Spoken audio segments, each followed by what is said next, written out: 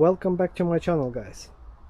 As I mentioned on one of my videos that I'm planning to install oil pressure gauge on this M112 engine.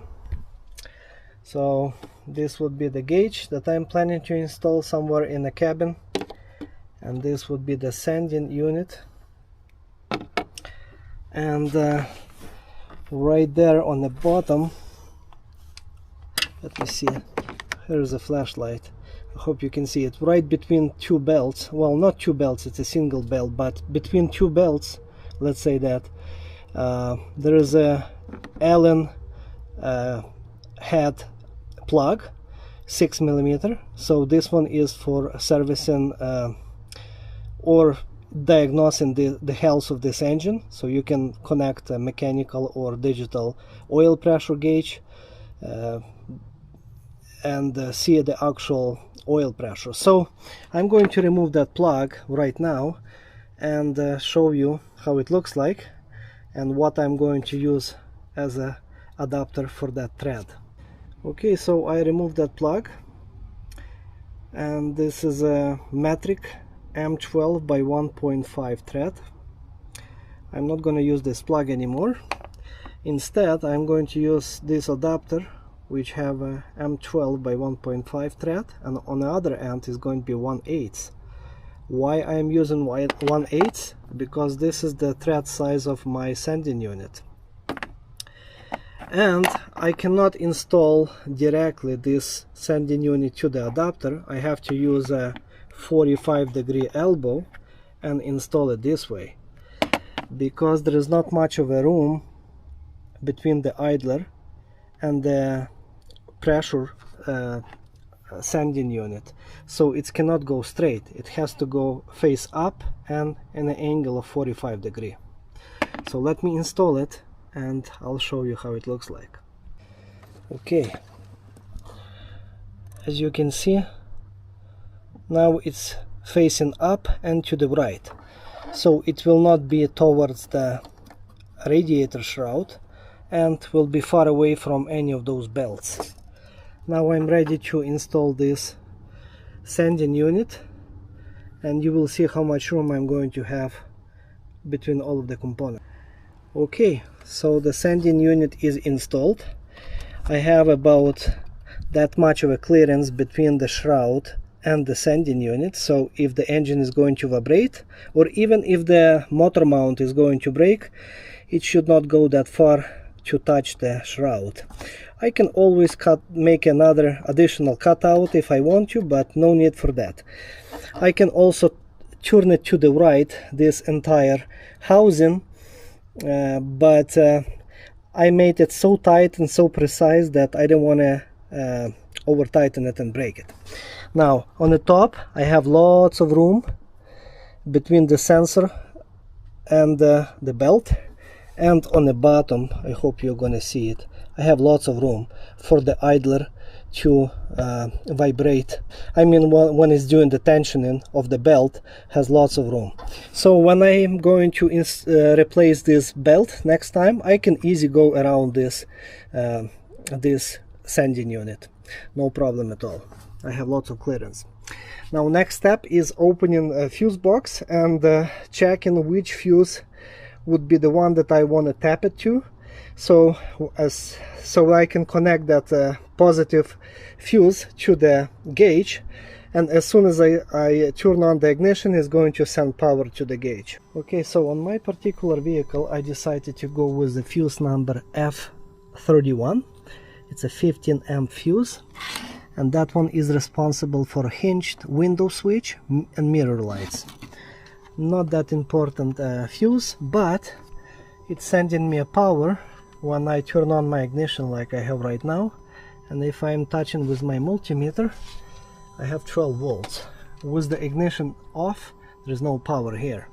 And the beauty of the location of this switch, that I have lots of room in the front and on the back, because this tapping fuse, this is the shape, L shape, and if I'll try to install it anywhere in the front row, it's going to take so much space and I will not be able to push it deep enough because other fuses will be on my way.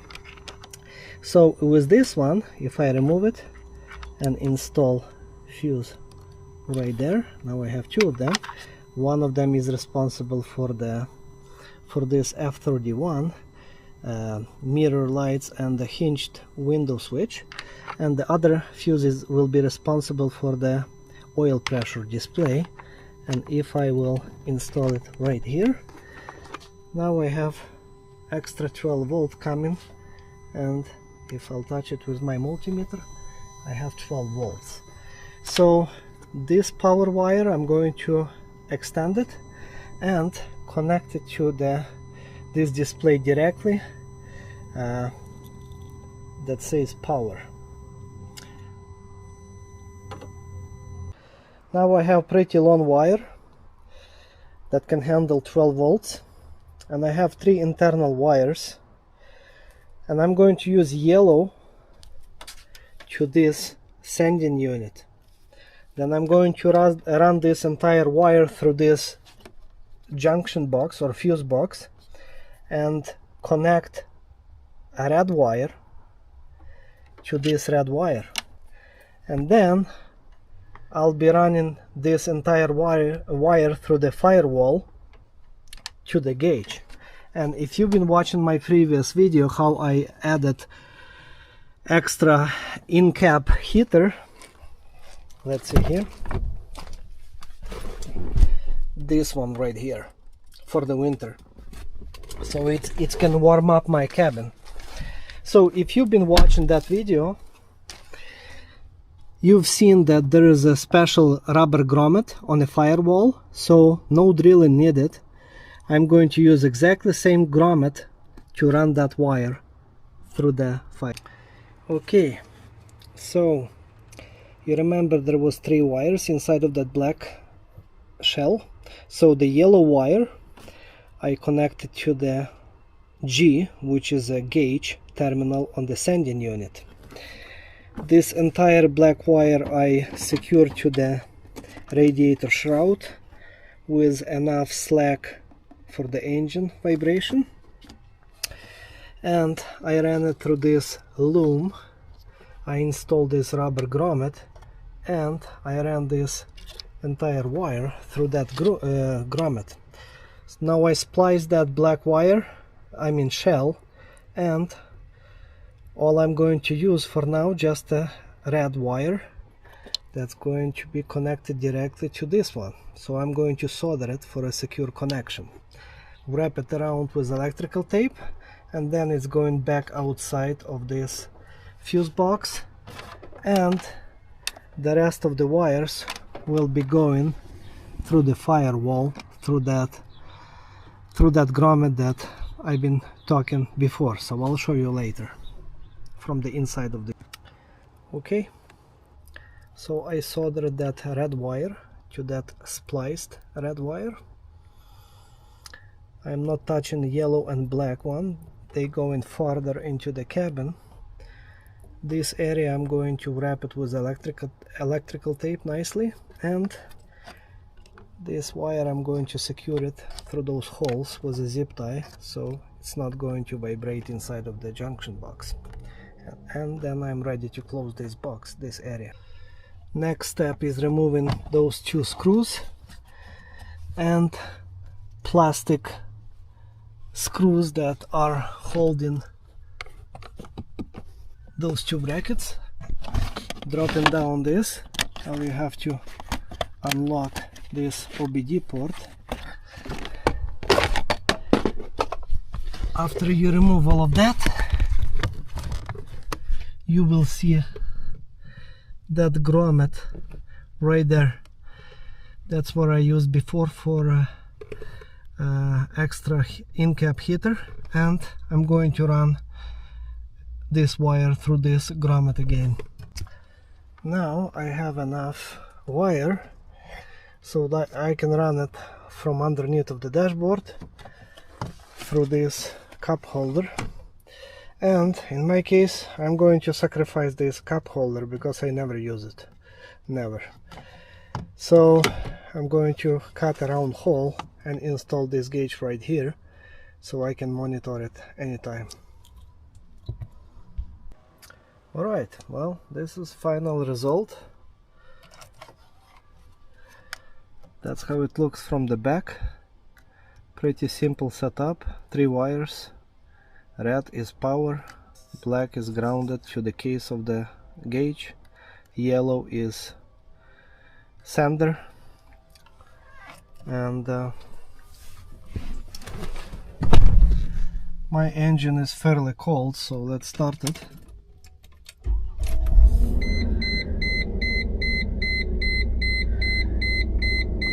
.67 psi.